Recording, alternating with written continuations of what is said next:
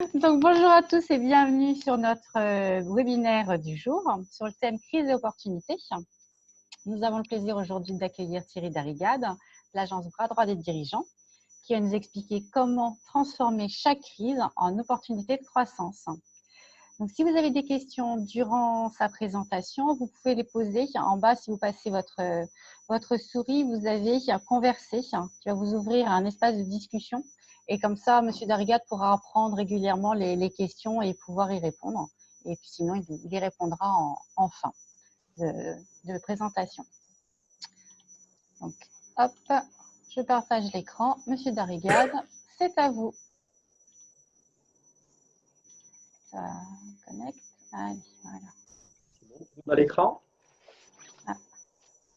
Je l'ai reparti, moi. Voilà.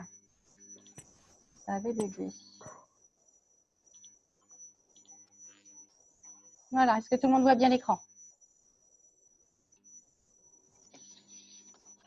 Parfait, donc bonjour à tous. Donc, merci Madame Rochard pour son invitation. Je vous propose un petit moment pour prendre un peu de recul et vous donner les moyens de penser le rebond des entreprises.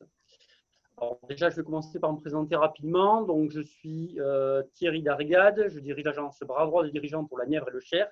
Je suis basé à Tracy-sur-Loire. Alors, nous sommes un peu plus de 100 experts au niveau national et le réseau existe depuis 2008. Nous sommes des cadres de direction externalisés à temps partagé avec un minimum de 10 ans d'expérience.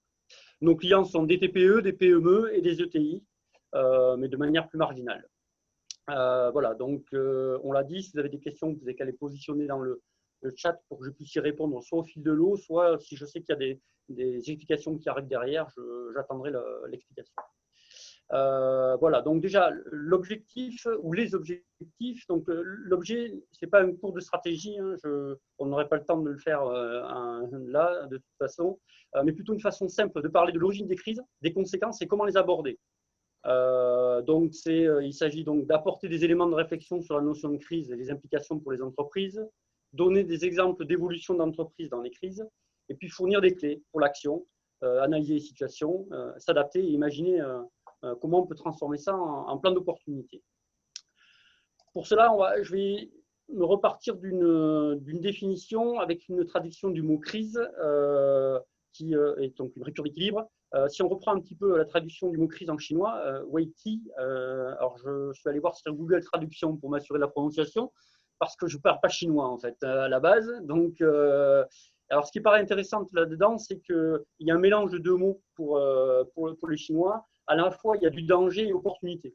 Donc en fait, si on voulait extrapoler un petit peu, on pourrait imaginer ça comme un point de basculement où se trouve le bascule entre le danger et l'opportunité, ou comment on fait pour transformer.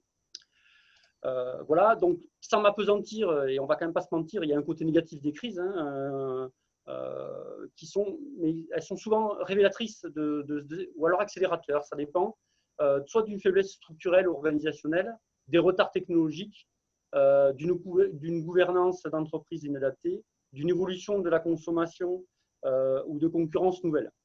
Petite parenthèse, donc avec la citation « Ce qui ne me détruit pas me rend plus fort » de Dietrich Nietzsche, pardon, pour la prononciation.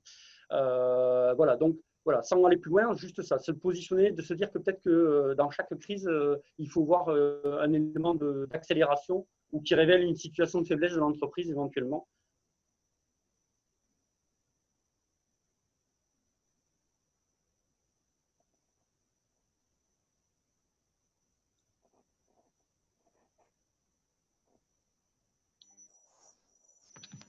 On ne vous entend plus, M. Darrigade.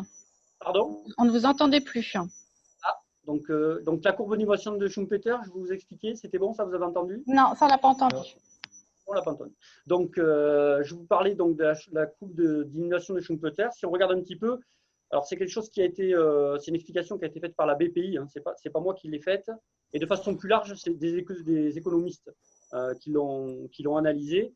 On observe surtout dans cette courbe que tous les 50 ans à peu près, on a connu des crises technologiques. Donc voilà, hein, on ne va pas toutes les défiler là, mais on va s'attarder à celle qui nous intéresse des années 90 aux années 2020, qui est l'informatique, l'Internet, les télécoms. Si on fait un petit focus ou qu'on regarde ces années-là, on s'aperçoit, c'est la diapo d'après, que si c'est… Hop, ça y est. Donc, qu'il y a des événements de l'histoire qui correspondent à ces dates.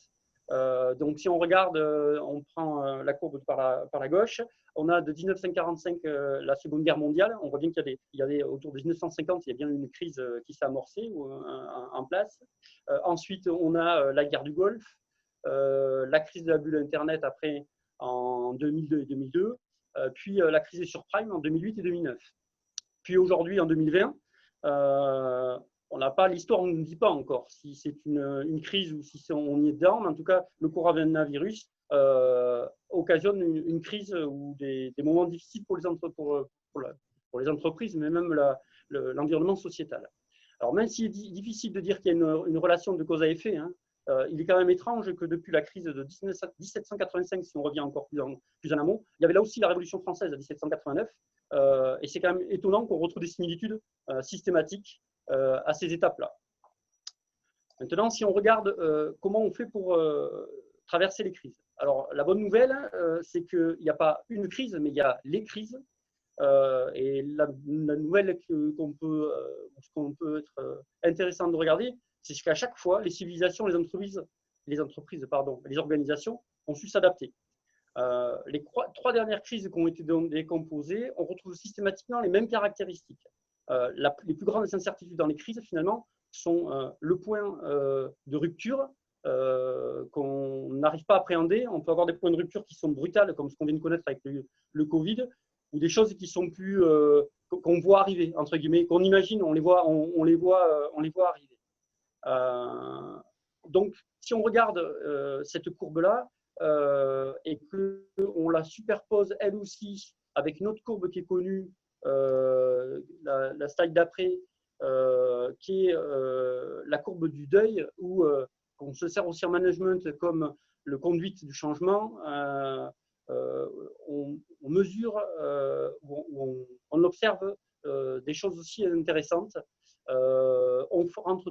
La nature humaine rentre dans une phase d'abord de résistance au changement, donc résistance à la crise, puis ensuite elle a un point de bascule en bas qui est la confusion, la tristesse, pour remonter sur ce qu'on appelle la partie résilience, c'est-à-dire la capacité de chacun à s'adapter à la situation et accepter les éléments. Donc, ce qui veut dire qu'on a toute cette phase-là d'acceptation où on peut commencer à travailler et qui peut nous intéresser, nous, au jour d'aujourd'hui, je pense qu'on y arrive dans cette phase-là, de se dire, mettons ce temps à profit pour se réinventer ou se repositionner. Donc, comment la crise peut être source d'opportunités ça renvoie à la première question qu'on a posée. Hein. Est-ce que les crises sont créatrices d'opportunités? Alors, est-ce que c'est un mythe ou une réalité? On peut imaginer qu'en termes d'opportunités, ça pourrait être l'occasion de changer de marché, de valoriser les savoir-faire techniques, d'adapter ses produits, ses services, voire s'allier à d'autres. C'est possible aussi. Et je vais prendre quelques exemples pour illustrer tout ça. On a l'entreprise Tereos, donc troisième groupe sucrier mondial, qui a basculé elle aussi, valorisation de ses savoir-faire techniques, avec la production pour le groupe, d'une production qui se transformait avec la crise, là, à fabriquer du gel hydroalcoolique. On a d'autres exemples dans ce style-là. On a la société Amiel, qui travaille le cuir, pareil, a fait une adaptation de ses produits pour pouvoir répondre à la crise aujourd'hui. Donc, on peut dire qu'elle a transformé cette crise en opportunité. On en a d'autres. Hein, voilà, on a d'autres styles d'adaptation de produits. On voit bien là hein, des distributeurs de savon qui deviennent des distributeurs de gel hydroalcoolique. J'aimerais profiter de faire un petit point sur une entreprise que nous connaissons tous, ou presque tous, dans le coin, puisqu'elle est basée à Nevers, c'est Isan Industries, qui est implantée en France depuis les années 2000, que je trouve intéressant parce que à la base, c'est un équipementier automobile qui est spécialisé dans l'alimentation des carburants, réservoirs et pompes. Lors des échanges que j'ai pu avoir avec le directeur du site, M. Béraud, il m'expliquait qu'il devait se diversifier parce que son secteur d'activité était en peine. Et puis là, la crise, même si je ne crois pas au hasard, hein, mais la crise a fait que toute son entreprise où il s'est remobilisé avec ses équipes et ils se sont mis à fabriquer des masques de protection pour le Covid.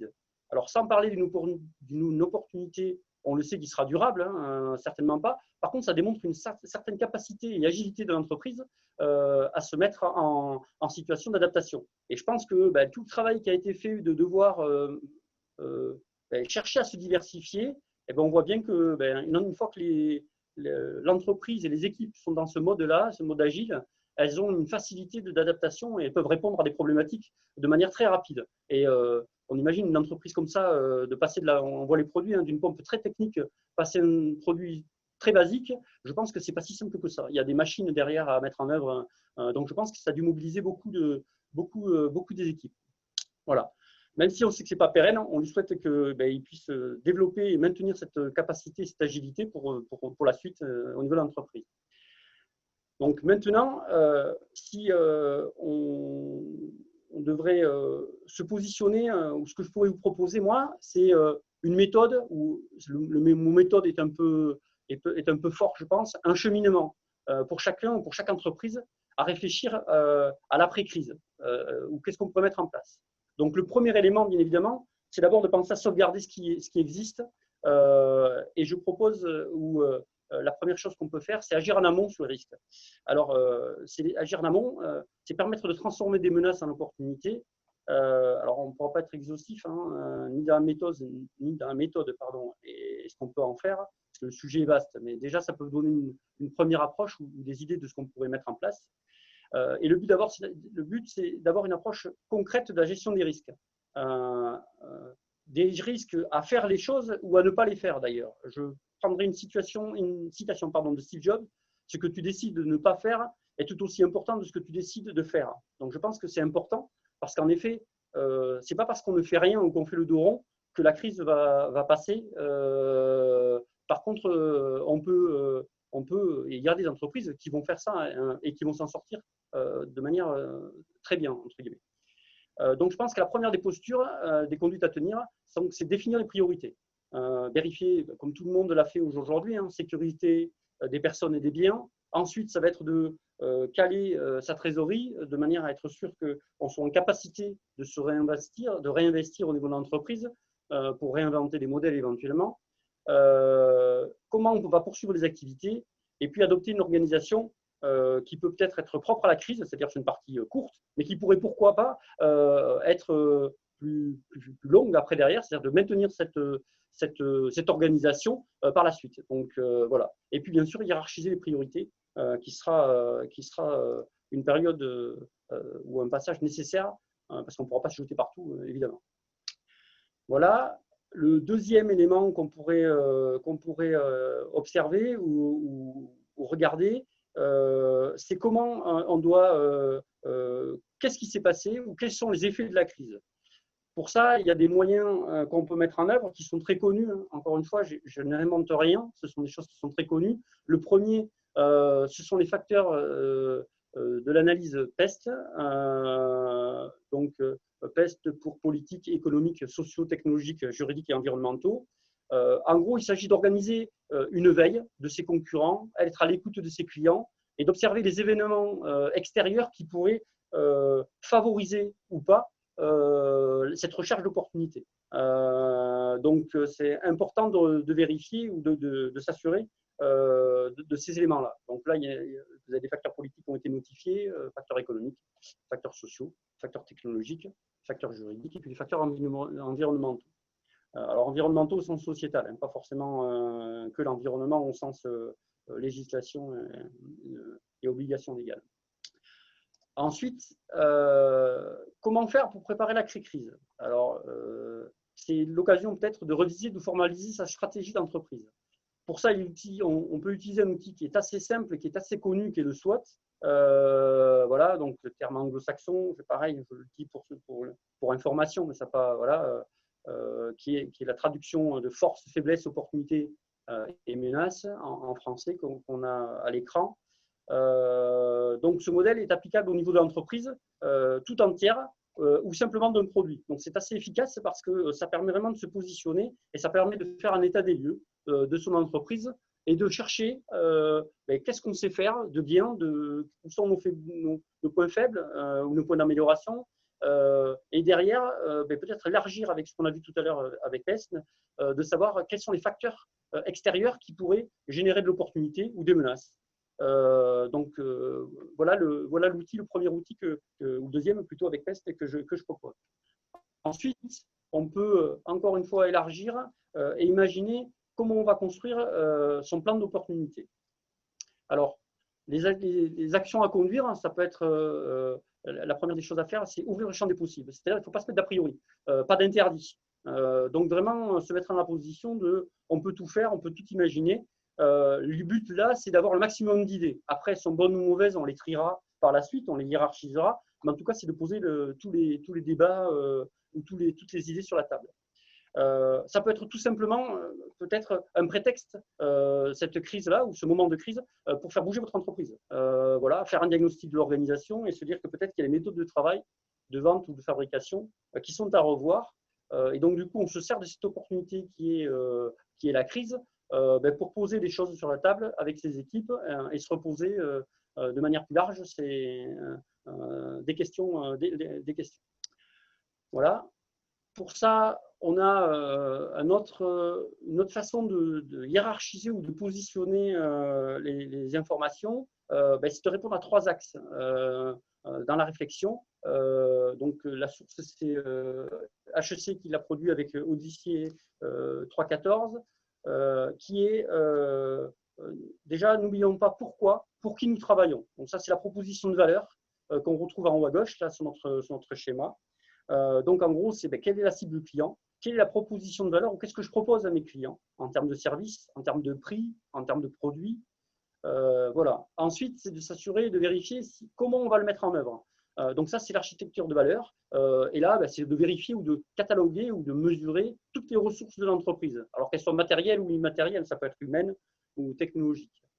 Et surtout, on ne perd pas de vue que l'ensemble de ces choses-là ou l'équilibre entre ces choses-là doit être l'équation de profit. C'est combien ça va rapporter ou en tout cas combien ça va générer et la richesse que ça va créer dans l'entreprise.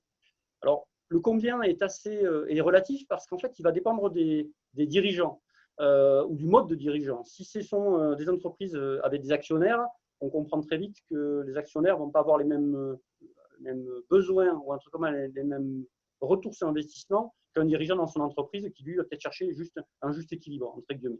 Donc, mais c'est important de le savoir et de bien le calibrer parce que ça permettra de distribuer de la valeur ou de mettre des ressources de l'autre côté. Voilà. Ensuite, se rappeler ou utiliser ce qu'on appelle les règles de gouvernance. La première, c'est de ne pas oublier de ne pas faire ce travail tout seul. Pourquoi ? Parce que si on veut, on a dit, ouvrir le champ des possibles, je ne pense pas qu'un dirigeant seul soit capable aujourd'hui de pouvoir prendre toute l'entreprise et toutes les problématiques de l'entreprise ou des idées qu'il a, de se mettre en capacité de répondre à tout ça. Je pense qu'il a besoin de ses collaborateurs, des directeurs de production, des choses comme ça, des directeurs commerciaux, pour vraiment bien cerner et bien être sûr de rien oublier dans son analyse, autant sur le côté des ressources ou des choses qu'il va falloir mettre en place pour répondre à sa stratégie. Ensuite, ne pas oublier ou se rappeler d'où on vient. Et il ne s'agit pas, quand on fait de la stratégie, forcément de tout changer pour changer. Ça peut être simplement adapter des situations. Ça fonctionne aussi. Ensuite, il va y avoir une troisième étape qui va être de transformer la vision en stratégie et surtout la partager avec l'équipe. Contrairement aux idées reçues aussi, une stratégie, elle n'est pas gravée dans le marbre. On n'a pas fait ça pour les 150 ans à venir, c'est pas vrai. Elle doit justement être mouvante, elle doit pouvoir évoluer. Voilà. Donc, c'est des questions ou des méthodes qu'on peut réutiliser régulièrement pour s'assurer qu'on est bien en adéquation avec ce que demande notre cible marché, hein, les clients. Et voilà. Voilà. Donc, le dernier, c'est de mettre en place un pilotage, comme on pourrait le faire dans une gestion de projet, afin d'anticiper les dérives et puis commencer peut-être à modifier ou amorcer les virages s'il y a besoin de changer de position ou de route dans notre schéma. Voilà. qu'est-ce que je peux vous dire d'autre? Les freins. Alors, les premiers freins qu'on rencontre dans les chefs d'entreprise, alors plus spécifiquement dans les TPE ou les petites PME ou les PME familiales qui sont peut-être pas toutes rompues à ce genre d'exercice, ça va être la notion de temps. Pourquoi? Parce que les dirigeants la première chose qu'ils vont dire, mais nous, on n'a pas le temps de faire tout ça. On a déjà du mal à gérer le quotidien, donc c'est un petit peu compliqué de se poser, de trouver du temps pour faire ça. Ensuite, il y a une prise de recul qui est nécessaire, qui peut être biaisée par les a priori, qui est les a priori du chef d'entreprise et le regard qu'il a de son entreprise. C'est pour ça que c'est intéressant, c'est important qu'il s'assure que s'il le fait, il le fasse avec des collaborateurs de manière à ce qu'il y ait bien une croisée des idées ou de regards qui sont portés sur l'entreprise. Ensuite, ça peut être le manque de ressources dans l'entreprise pour mener ce travail. Et puis aussi, on vient de le dire, on vient de l'évoquer, il y a peut-être un manque de méthode aussi pour faire ce travail-là. En tout cas, quand on dit manque de méthode, dans tout ce qu'on a dit auparavant, ce n'est pas révolutionnaire. Hein. Il y a beaucoup de bon sens et beaucoup de sens d'observation. C'est le premier pas à mettre en œuvre ou à mettre en place. Voilà. Ensuite, pour le chef d'entreprise, ça demande quand même une grosse capacité d'avoir accepté la remise en cause pour soi et son entreprise. C'est important parce que on a des coachs ou des gens qui pourraient nous en parler un peu plus vaguement sur la nature humaine, voilà, et cette capacité à se mobiliser. Mais je pense que c'est pas tout le monde ne peut pas le faire, ou en tout cas il y a des phases de vie qui font qu'on est plus apte à le faire que d'autres et à l'accepter. Donc je pense que c'est important, sinon ça ne peut pas avoir lieu, entre guillemets. Voilà, je n'ai pas grand-chose de plus à vous dire sur le sujet. J'ai été a priori, je pense, un peu vite sur la démarche au vu de l'horaire, mais j'étais assez synthétique volontairement, comme ça laisse la place aux questions ou aux remarques. Je reviens juste sur la citation de Steve Jobs que je trouve très à propos. Donc voilà, donc maintenant, si vous avez des questions, des remarques, si vous voulez rebondir sur des explications, je vous laisse échanger. Et puis ensuite, vous trouverez mes coordonnées si vous voulez, pour certains, aller plus loin sur le sujet voilà, ou se mettre en œuvre sur ces questions-là. Voilà, j'en ai à peu près terminé sur ma présentation. Donc, je vous laisse peut-être un peu de temps pour formuler des questions ou interagir. Donc, maintenant qu'on fait la fin, vous pouvez peut-être même interagir en vocal, je pense. Ce sera plus vivant. Oui, ce sera effectivement plus sympathique. Hop, on va ouvrir les micros.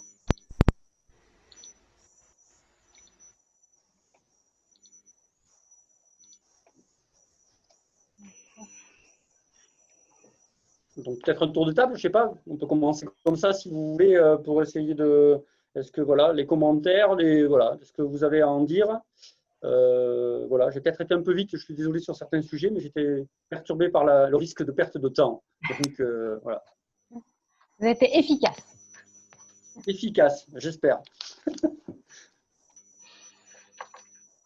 Alors, avez-vous des questions?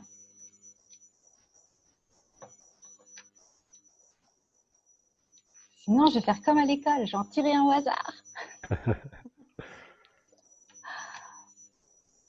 Déjà, peut-être sur la présentation, si déjà dans quelques mots, est-ce que vous pensez que la première partie qui était l'approche, même si elle n'est pas de moi, hein, ça n'empêche pas d'en échanger sur voilà, les courbes d'innovation, les choses comme ça, les superpositions des phénomènes, entre guillemets, ou des faits, est-ce que ça déjà ça choque, est-ce que ça vous interpelle Je veux bien démarrer le premier. Je ne sais pas si vous m'entendez. Oui, on entend. Ouais, c'est bon, on entend. Écoute, Thierry, merci. Tu nous as fait là une synthèse extrêmement concrète et précise, vraiment de tous les outils méthodologiques en fait à mettre en œuvre. D'accord ? Et clairement, on a besoin de méthodes, alors surtout quand on est patron de TPE ou de PME, on a vraiment besoin de méthodes. Et des repères comme ceux-là, c'est vrai que ont fait leurs preuves et sont vraiment indispensables. Et quant au rappel vraiment de tout cet aspect historique de crise, c'est vrai que c'est important de rappeler aussi que ça fait partie de la vie, la crise, quoi. Ouais, Et c'est qu'on n'y ça. échappe pas, quoi. Hein, que c'est quelque chose qu'on rencontre obligatoirement. Donc, c'est un élément qui peut être aussi extrêmement déculpabilisant aussi, hein, parce que je crois que c'est important. Quand on est dans ce phénomène de crise, ça fait ressortir plein de choses, en fait, hein, de soi, plein de questions, plein de doutes, et on peut être voilà, vraiment en doute vraiment sur soi.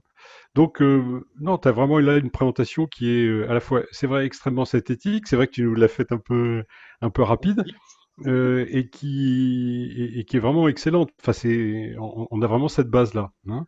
Alors moi, tu sais que mon approche est beaucoup moins méthodologique. En tout cas, donc c'est très complémentaire avec moi, hein. C'est vraiment très, très intéressant pour ça. Euh, et, et donc, ça m'intéresse un peu aussi d'avoir le retour un peu de chacun d'entre nous, hein, pour voir voilà, comment vous vous positionnez par rapport à ça et qu'est-ce que ça provoque finalement comme ou espoir, ou interrogation, ou doute aussi finalement, hein, par rapport à soi ou ce qu'on voit autour de nous, hein, voilà. Alors peut-être que ça peut aider à lancer le débat. Allez, je sais pas si je vais te répondre, Thierry, mais Salut en tout cas, Vincent. salut. Désolé, je suis arrivé un petit peu tard. Ouais, non, enfin, pour l'autre Thierry, donc ouais, effectivement, c'était du condensé. On en a eu plein les yeux, plein la tête pendant quelques minutes. Bon, maintenant, il y a plus qu'à. C'est vrai que ça a le mérite d'être super, super structuré et puis très, très clair. Je pense que de toute façon, ceux qui veulent un petit peu plus de renseignements, bah, effectivement, ils reviennent vers toi après, hein. Il n'y a pas de, il y a pas de souci. Je pense pas que ça soit de toute façon en une demi-heure qu'on peut tout assimiler pour aller créer ce cheminement-là. Et comme tu le disais sur la gouvernance, il faut savoir s'entourer. Et s'entourer, c'est aussi s'entourer d'experts, parfois en extérieur. Pour revenir sur ta question sur les courbes, effectivement, j'avais enfin, les courbes que tu avais tout à l'heure, on avait l'impression que c'était un petit peu des sinusoïdes. Moi, j'ai plutôt l'impression que, en général, quand on a une crise, on se prend, on va dire, une chute rapide, et après que c'est très long à remonter. Mais on va dire que c'est ma vision, quoi. Oh, c'est ça, c'est bien ce qui était mentionné. Là, c'est vrai que ça donne une sinusoïde parce que c'est la fréquence en fait, hein, ça donne une notion de récurrence en fait. Mais en effet, où je passais peut-être un peu vite, c'était sur comment on traverse la crise et quand on les regarde, ouais, il y a une phase dite de dépression et puis d'expansion qui dure entre 6 et 10 ans. Et ça dépend vraiment des capacités des civilisations, des organisations à se remobiliser, à se repositionner.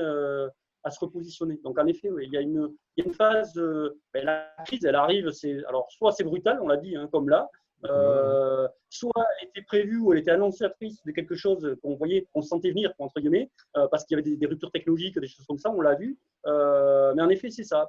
Toute la difficulté derrière, c'est qu'il y a une phase de dépression et d'expansion et qu'on cale, ouais, entre 6 et 10 ans et qu'on ne sait pas bien définir aujourd'hui. Ça dépend de la capacité de tout le monde à rebondir et à De repartir. rebondir. Mm. Ok. Ouais, j'ai bien aimé et vraiment beaucoup aimé ton intervention, Thierry.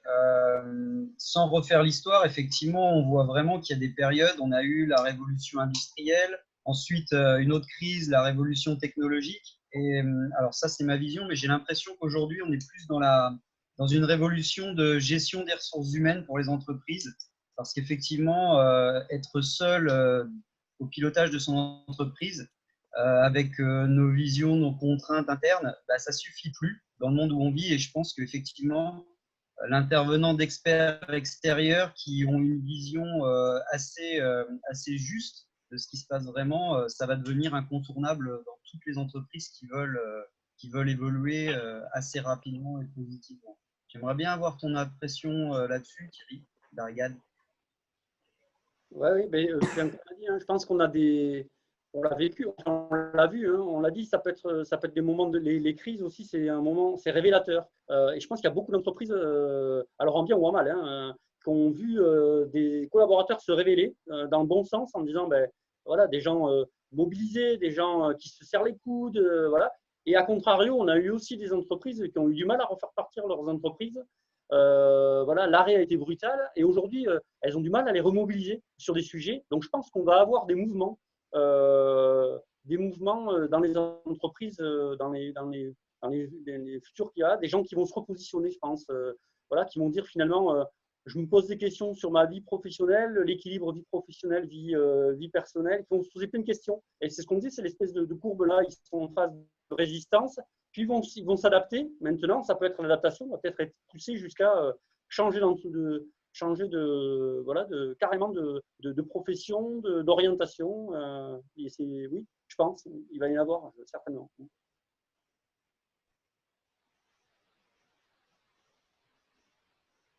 Alors du coup, des fortes opportunités, à la fois pour les entreprises, parce que ça veut dire qu'il va y avoir des mouvements, et il y a peut-être des talents à aller récupérer chez ses concurrents ou chez d'autres, hein, c'est comme ça.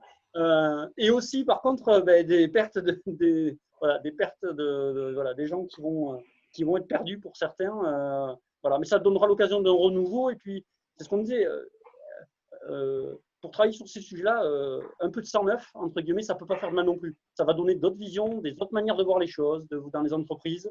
Je pense que voilà, il faut le prendre comme un élément. De toute façon, on ne pourra pas se battre contre. Hein, donc,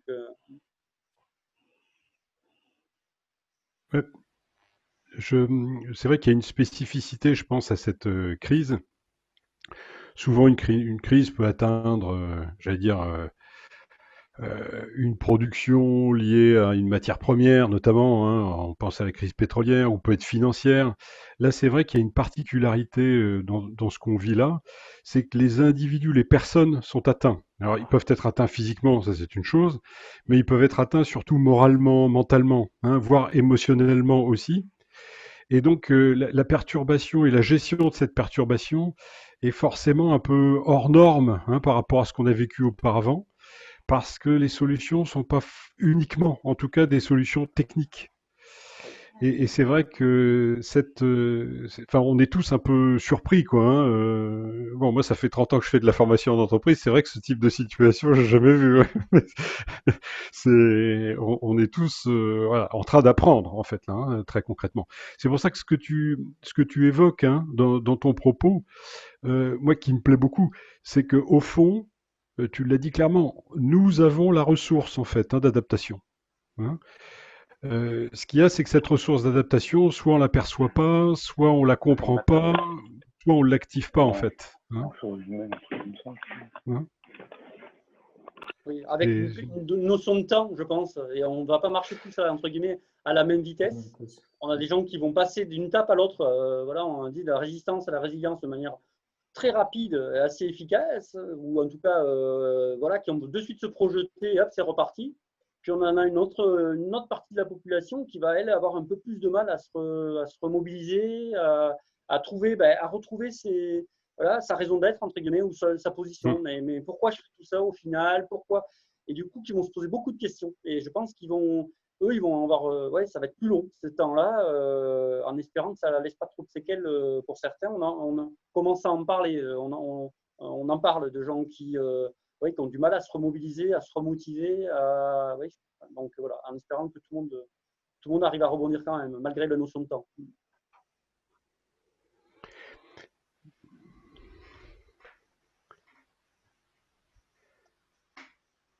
Ouais, enfin je veux pas être celui qui prend tout le temps le micro au vol. C'est vrai que dans le recul que je peux avoir, hein, souvent les personnes ont développé des compétences pour apprendre à bosser vite, à faire vite les choses. Après, on développe tous des compétences pour gagner en expertise, en maîtrise. Hein. Le problème d'une crise, notamment comme celle-là, c'est que la notion de vitesse, d'efficacité même, finalement, elle ne nous apporte pas grand-chose. Et l'expertise ne nous apporte pas grand-chose parce que de fait, c'est tellement nouveau ou différent qu'on n'a pas les réponses, en fait. On n'a pas les réponses dans le stock d'expérience qu'on a. Et donc, c'est vrai qu'une des choses dont on est plus démuni, c'est d'apprendre à se transformer, notamment apprendre à transformer notre regard. Parce qu'en fait, moi, c'est comme ça que j'entends ce que tu nous évoques ce soir. C'est que la clé, la base, c'est de réapprendre, alors pas tout seul parce que c'est difficile tout seul, mais de réapprendre à transformer le regard qu'on porte sur son métier, sur son entreprise, sur ses collaborateurs, sur ses équipes. Et c'est vrai que cette transformation-là du regard, d'abord, ça se fait pas comme ça. Et puis ça nécessite tout un tas d'expériences, de vécus, où notamment la notion de confiance va être un élément, je pense, extrêmement important. Et c'est vrai que la confiance, elle peut être notamment, peut se retrouver grâce justement à des méthodes comme ça. Parce que ça aide à se redonner confiance, à se restructurer aussi. Mais au-delà de la méthode, je pense qu'on n'échappe pas à cette idée de... Le but, c'est bien d'arriver à transformer en fait notre vision des choses. C'est pour ça qu'il y a une phase d'observation. C'est ce qu'on disait, on a une phase d'observation qui, à mon avis, est importante. Et même, elle va durer encore je pense que quelques mois, parce que ça veut dire qu'il va falloir qu'on regarde. Tout ça, ça va changer. Donc, ça veut dire que nos cibles clients, quand on est en entreprise, nos clients, leur perception des choses va changer. Et donc, nous, il faut qu'en tant que dirigeant, il va falloir qu'on soit capable d'observer ces changements et dès qu'on va pouvoir sentir ces changements-là, mettre toute l'entreprise en situation de répondre à ces changements. Donc ça, je pense que ça va être une grosse partie à travailler. Voilà, une veille concurrentielle, voir comment font les concurrents, comment réagissent les clients face à ces concurrents. Donc je pense qu'il va y avoir une phase importante aujourd'hui. Ou alors il va falloir vraiment être à l'écoute. Je pense que ça va être à l'écoute des autres et de vérifier et de s'assurer qu'on est toujours dans la bonne cible, dans le bon chemin. Ouais, puis il y a tout l'aspect collaboratif dont tu parlais, Thierry, avec bras droit des dirigeants qui vient avec un œil neutre, neuf et qui est en capacité de faire des analyses qu'un entrepreneur tellement impliqué ne verrait peut-être pas toujours. La force des différents réseaux dont on peut faire tous partie. Je pense que c'est l'aspect collaboratif aussi qui peut être assez primordial pour aller vite dans la reprise en activité économique, tout simplement. Oui, c'est ce qu'on dit. L'externalisation, soit on a les moyens en entreprise, on a des ressources avec des gens qui sont capables de se... En fait, l'idée, c'est est-ce que mon entreprise est capable de se poser pour réfléchir et quand je me pose pour réfléchir, est-ce que je peux embarquer des collaborateurs avec moi? Si la question est oui ou la réponse est oui, à la limite, c'est une histoire de méthode. Après, des méthodes, on les trouve sur Internet, il n'y a rien de révolutionnaire. Là où se pose la problématique, c'est quand je suis, alors pas forcément seul au sein, plutôt isolé, on va dire, pas seul mais isolé. C'est-à-dire que je suis isolé dans mes décisions et que du coup, je n'ai pas cet appui, ou en tout cas, je ne peux pas mobiliser des équipes parce que j'ai mon entreprise à faire vivre aujourd'hui à côté. Et là, ça devient intéressant, en effet, de faire appel à des gens de l'extérieur comme moi, ou comme on a vu, la formation, ça aide aussi, l'ouverture d'esprit. On a du coaching, des choses comme ça, individuelles, qui aident. C'est forcément, à partir du moment où c'est pris à l'esprit, je pense que le plus gros effort qu'on a à faire, finalement, c'est le dirigeant qui le fait. C'est qu'il accepte de se poser avec nous pour réfléchir. Et il a fait quasi déjà 60% du boulot parce que d'habitude, il ne le fait pas. Il ne se pose pas. Il avance et il ne se pose pas. Donc, je pense qu'il a fait quasi le boulot. S'il arrive à se poser, il a fait déjà le boulot. Alors après, aider ou pas aider, après ça, c'est un choix. Après, une décision seule. Ouais, je suis vraiment en phase avec cette idée de ne pas rester seul, de trouver des éléments de collaboration, des réseaux, de s'ouvrir à l'extérieur. C'est clair que on peut pas transformer son regard tout seul, en fait. On a toujours besoin d'un échange et quand on peut pas se payer un coach ou un consultant ou je sais pas qui ou je sais pas quoi, il faut arriver à trouver dans les réseaux des personnes avec lesquelles on puisse avoir cet échange-là. Ça, c'est vraiment indispensable. Parce que de toute façon, une crise, notamment une crise comme celle-là, on s'en sortira ensemble, quoi. C'est-à-dire que Oui, c'est c'est un pas phénomène. quelques-uns qui sortiront gagnants, quoi. Hein. C'est parce que un maximum de personnes s'en sortent que tout le monde pourra s'en sortir. Hein. Donc l'enjeu, il est fondamentalement de vraiment de s'entraider hein, dans cette démarche-là. Et l'aide, c'est pas forcément consacrer beaucoup de temps ou donner des coups de main extraordinaires. C'est de l'écoute, c'est du feedback, c'est des échanges spontanés. C'est bon, voilà. Des fois, c'est presque rien. C'est ou un encouragement ou voilà. Hein. Ça, je Je suis pense, vraiment ce que disait Kevin. Je suis complètement en phase. Hein. Vraiment, c'est indispensable. je pense qu'il y a un C'est des phénomène livres. qui a été Pardon. intéressant, enfin, moi, que j'ai trouvé intéressant pendant la crise, c'est, ben, tu l'as dit, les phénomènes de réseau. Moi qui fais partie, comme tous, on fait tous partie de plusieurs réseaux. Et dans chaque réseau, il y a eu des choses qui ont été organisées. Et je pense que ça a été, pour ceux qui sont dans ces réseaux-là, alors tous confondus, hein, l'ADEB, le MEDEF, voilà, BNI, voilà, tous, Réseau Entreprendre pour ceux qui sont dedans aussi. Je pense que cette possibilité d'échange, d'écoute mutuelle qui a été mise en, a été, voilà, même si à un moment donné, on était peut-être en saturation sur certains moments, on va se l'avouer, hein, à force d'avoir de l'information de partout, on finit par un peu se noyer et on a tout coupé, hein, mais globalement quand même, je pense qu'il y a eu cette espèce de, comme tu l'as dit, de collaboration ou d'entraide. Je pense que, enfin, moi, je l'ai trouvé dans beaucoup de réseaux, en tout cas, voilà, cette idée de bienveillance. Voilà, entre nous tous, je trouvais qu'il y avait beaucoup de bienveillance. C'est pour moi vraiment une des choses les plus fantastiques, un des effets positifs de cette crise. C'est comme on a eu tous la trouille, déjà sur un plan même physique, déjà, rien que ça, hein, et qu'on voit tous le danger, hein, fondamentalement.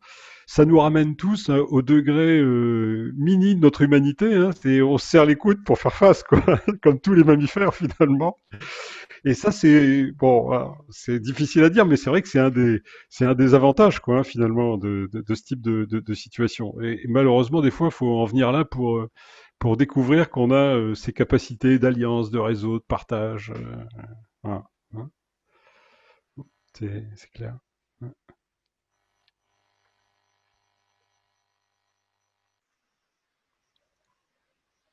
Entendu. Est-ce qu'il y a d'autres remarques, d'autres interrogations, d'autres échanges?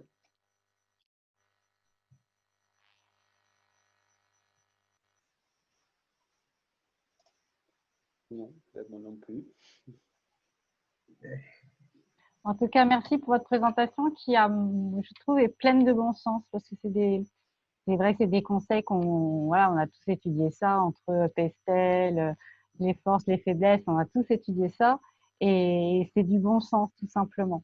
Faut, voilà, réapprendre, réanalyser l'entreprise et trouver des solutions. Effectivement, tous ensemble en se faisant aider parce qu'il n'y a pas de honte à se faire aider par quelqu'un d'extérieur.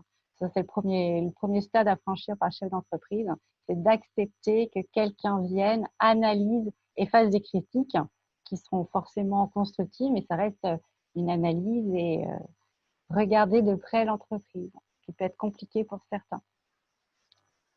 Oui, il y a un pas à franchir. Oui. Alors moi, je trouve moins, étrangement, moi qui pratique beaucoup les entreprises, je trouve qu'on a, alors je dirais pas les jeunes générations, parce que c'est pas tout à fait ça, les jeunes dirigeants, dans le sens qui sont très ouverts, je trouve beaucoup plus ouverts à cette rupture, qui acceptent en fait assez naturellement d'être remis en cause et de se dire, ok, peut-être que je fais pas tout parfait, d'accord, ok, mais je l'accepte et je veux bien, voilà. C'est pas tout à fait le cas pour les gens qui ont un peu plus de bouteilles et qui disent écoutez, j'ai mené ma barque jusqu'à aujourd'hui. C'est pas vous qui allez venir m'expliquer comment on doit faire. Et c'est dommage parce que je pense que malgré tout, il y a des choses intéressantes. Voilà. Voilà. Et c'est sûr, on a dit c'est que du bon sens. Donc même s'il y a on met des mots, des mots, des stratégies derrière tout ça, il y a beaucoup de bon sens. Il y a beaucoup de personnes qui, sans s'en rendre compte, font déjà ce travail-là. Hein. Voilà, il ne la nomme pas expressément, mais je pense que tout bon chef d'entreprise se pose des questions et donc forcément hiérarchise, analyse. Donc voilà, après là, c'est plus dans l'esprit de se dire comment j'ordonne mon propos, comment je l'ordonne et comment je l'agence pour que à la fin, j'aboutisse à quelque chose. Donc, merci beaucoup pour votre intervention. Merci à tous pour votre participation. Merci Et puis, pour la participation. Le webinaire de la semaine prochaine est aussi dans l'actualité née du Covid, puisque ça va être comment allier sécurité informatique et télétravail. Ce n'est D'accord. pas forcément une mince affaire. Beau sujet. Merci Thierry. Merci, à Merci à tous. tous. Bonne soirée. À vous. Merci, Bonne soirée. à bientôt. Merci. Au revoir. Bientôt. Bonne journée. Bonne soirée, au revoir. Au revoir.